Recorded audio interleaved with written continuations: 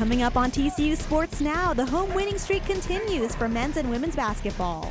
And a few former football players show off their skills at the NFL Combine. We have all this and more on TCU Sports Now. Hello, and welcome to TCU Sports Now. I'm Kaitlyn Beckert. And I'm Samantha Calimbahin. After some mid-season struggles, both the men and women's basketball teams are playing some of their best basketball down the final stretch. On Tuesday night, the women beat West Virginia for the first time in program history. 3 players scored in double figures. Zaina Medley led the team with 19 points. The final score, 73-63. The team will play its final home game against Kansas State this Saturday. The men's team is also coming off a big win. Our Sarah Bruner will give us a look at the TCU's recent basketball success and their chance of making it to a postseason tournament. With 3 games left in the regular season, TCU men's basketball is finally building some momentum. The Frogs beat Texas Tech for the second time this season, winning 71-54 Tuesday night. The win marked the Frogs' 3rd straight win in the Wilkerson Greatness Activity Center. On top of that, each of these wins were by 14 or more. Forward Kenrick Williams posted his 2nd career double-double. He totaled a career-high 16 rebounds and even 8 on offense and 8 on defense. Goes to the glass, he rebounds it offensively and defensively. He makes all the hustle plays. He makes all the plays that involve winning. He's a very unselfish individual. Williams said the team is feeling the pressure of the end of the season and that this is helping them focus. With the late improvement this season, the team is looking at the possibility of a postseason. We got a future in, like, we got the NCAA tournament. We want to get in the NCAA tournament. We want to do well in the Big 12 tournament. And if we don't make it to the NCAA tournament, I mean, other postseasons, like NIT or something. So we're just fighting to get in something postseason. What will it take to be a part of March Madness or the NIT? You play better in the next game. And then if you can win that game, play better the next game. And if you can win that game, play better the next game. And if you can win that game, continue to play better. I hope we can get to postseason because I want to play somebody other outside this league. I'll play anybody else this league. I want to get away from here.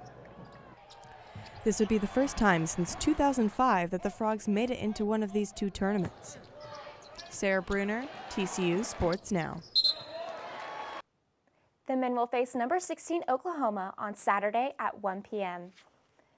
The TCU baseball team played Texas Southern Wednesday night. Starting pitcher Mitchell Traver and his counterpart Felix Gomez battled back and forth, but the Frogs were finally able to break the pattern in the 7th inning. TCU's designated hitter Evan Skaug made a hit over the right field wall and scored the only run of the game. Traver finished the night with a career-high 11 strikeouts. He allowed just 2 hits in 7 innings pitched. And truth be told, 2 years is a long time to be hurt and to wait. So, being able to go out there and go 6 or 7 innings, this far and establish fastball and breaking ball in the strike zone, it's a lot of fun. I'm having a lot of fun playing, and it's an honor to be a TCU Orange Frog. TCU will host Cal Poly this weekend. Friday's pitch is set for 6:30. Head coach Gary Patterson officially hired Chad Glasgow and DeMonte Cross as co-defensive coordinators. He also announced the promotion of Director of Personnel for Special Teams Dan Sharp. Sharp will now be TCU's defensive line coach. After spending 3 seasons with Patterson's staff, graduate assistant Paul Gonzalez will take over the cornerback coach position. Spring football starts this week, but 3 starters will be missing practice, including quarterback Trevon Boykin. Boykin will miss the final 3 practices to undergo surgery on his wrist. Defensive end Mike Tuarua and offensive tackle Halapulivati Vaitai will also miss practice after going through shoulder surgeries. The football team will meet for spring practices beginning this Saturday. The Big 12 will be working under a new concussion policy. The policy requires team physicians to develop a plan on how to deal with concussions. But some members of the TCU medical staff say the policy is vague. Dr. Michelle Kirk says, quote, "It's a huge PR stunt in our opinion, and it doesn't give a lot of teeth to anything because nobody's going to be using the same equipment to measure. So we feel like that puts us at risk." The NFL draft is a little more than 2 months away. But first, TCU's NFL hopefuls needed to impress at the scouting combine. Hayes Clement is at the big board to analyze the numbers. Thanks, y'all. Things were looking pretty interesting in Indianapolis this last weekend. But how exactly did TCU match up to his competition? Well, let's take a look. 5 TCU football players participated in the 2015 NFL Scouting Combine this last weekend. Paul Dawson was expected to be one of the elite linebackers in this year's draft, but didn't make any lasting impressions at the Combine. Dawson posted a 4.93 40-second dash, which was anything but reassuring of the athleticism he showed at TCU. In his 4 other drills, Dawson failed to make even a top 15 rank in his position group. Maybe the most eye-opening statistic was his vertical jump, which was recorded at 28 inches, low even for a lineman. Dawson took to Twitter to say this about his Combine performance. "I'm an awesome football player, the best, most productive linebacker in this draft. Not a track star. Hashtag meet me on the field." Speaking of athleticism, another player who had a great season with the Frogs but opted out of his senior year was Chris Hackett. Hackett posted a 4.81 in the 40-yard dash, far outside the top 15 and nearly a half-second behind this year's Combine leader, Justin Cox from Mississippi State. Hackett earned top 15 ranks in 4 other drills, but at the broad jump wasn't even in the same universe as Cox, who posted a 10'9" jump in this year's Combine best. But even the TCU players who don't need to jump failed to stack up to the competition. Tayo Fabulajay, who only played 2 years for the Frogs due to NCAA transfer rules, was another Frog that couldn't break the top 15 in his 3 drills. He ran a 5.55 40-yard dash over a second slower than Jake Fisher from Oregon, though who can blame Fabulajay for being slower than someone from Oregon?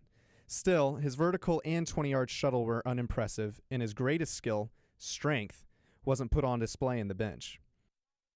Other TCU players added some strength to their draft stock, though maybe not where strength is needed for their position. Kevin White posted a respectable 4.63 40-yard dash, but Trey Waynes from Michigan State ran a 4.31, which set the tone for the rest of the field.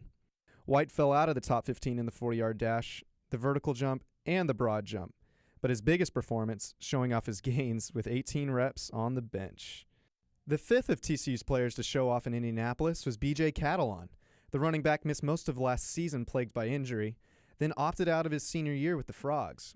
But Calimbahin showed off after a season gone with a 4.57 40-yard dash, only 0.15 seconds behind position leader Jeremy Langford from Michigan State.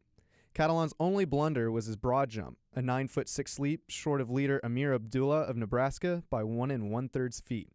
Unfortunately, each of the teams picking in the top 5 have needs that could be filled by TCU players, but the Combine results haven't helped any of these players' cases. Fortunately for these 5 players, the draft isn't until April 30th, more than 2 months away. I'm Hayes Clement, TCU Sports Now. When we come back, we'll see how the swimming and diving team is doing at the Big 12 Championships. And we'll meet another student who's not on the equestrian team, but still riding. Look around you. This is what opportunity looks like. For the dreamers, the doers, for those who exceed expectations. The path you follow is the one you make for yourself. We share these experiences. We share these possibilities. What you take from here will stay with you, always. Opportunity is waiting. Let's get started. The men's swimming and diving teams are in Austin, competing in the Big 12 Championships. Both the men's and women's 200 medley relay teams have set school records. After the first day of the competition, the men are in 2nd and the women in 4th. Both teams broke the records by less than a second. TCU's men's golf team competed in the Desert Intercollegiate this weekend and came home with a win. The Frogs went into the first round of the tournament behind Texas Tech. The team was able to bounce back and claim the crown. This was the first team title for TCU. The team will head to the National Invitational Tournament in Arizona this weekend. Equestrian is looking to take the reins again after dropping its last 3 contests. The team fell to Kansas State 5-14 last Friday. Last Saturday, TCU and Oklahoma State took a 10-10 draw, but the Cowgirls took the win with a higher raw score. With a loss, TCU dropped in rankings from number 3 to number 6. TCU will host its final home meet against South Dakota State on Saturday. She might not be on the equestrian team, but that's not stopping one student from saddling up. Our Hannah Johannes caught up with one of the nation's nationally ranked riders. What started as a childhood hobby is now a highly competitive sport for senior business major Sybil Rose. Last year, Rose ranked top 10 in the country by the United States Equestrian Federation. She rides in the amateur owner-hunter 18 to 35 division. I started riding when I moved to Arizona in 2001, and I rode at a really small barn, but I just sort of found an interest in English riding. 14 years later, Rose now travels between Texas, Arizona, California, Washington, D.C., and Pennsylvania for competitions. To just feel that partnership really working and clicking, like you can feel it when you're on the horse. It's just this sensation you get. You're like, this is going well. I could keep doing this like all day. That feeling is so, it's great. Rose keeps her horses in California, but while she is at school, she practices at October Hill Farm in Hudson Oaks, Texas. I usually take lessons, and that's kind of just to keep my eye going and so that I have the feeling of the horse underneath me. It's kind of a muscle memory training. But for Rose, this is more than a competition. They're not just something I do a sport with, they're also my pets. They're like big dogs to me, so having that relationship with an animal is very rewarding. This year, Rose decided to sell her horse of 8 years and buy 2 new horses. Despite having these new horses, Rose hopes to do just as well as she did last year. Both my horses are young, but they're also very talented, so I could foresee indoors this year going very well and maybe getting, some placings that I wouldn't expect. Rose says she is focusing on turning these young horses into national contenders. Hannah Johannes, TCU Sports Now. I think it's great that even though she's not an athlete in college, she can still compete. I know, exactly. It's very amazing how she can be involved in the sport independently. Yeah, that's cool. Well, thank you so much for joining us on TCU Sports Now. To keep up with all the latest sports news, visit TCU360.com.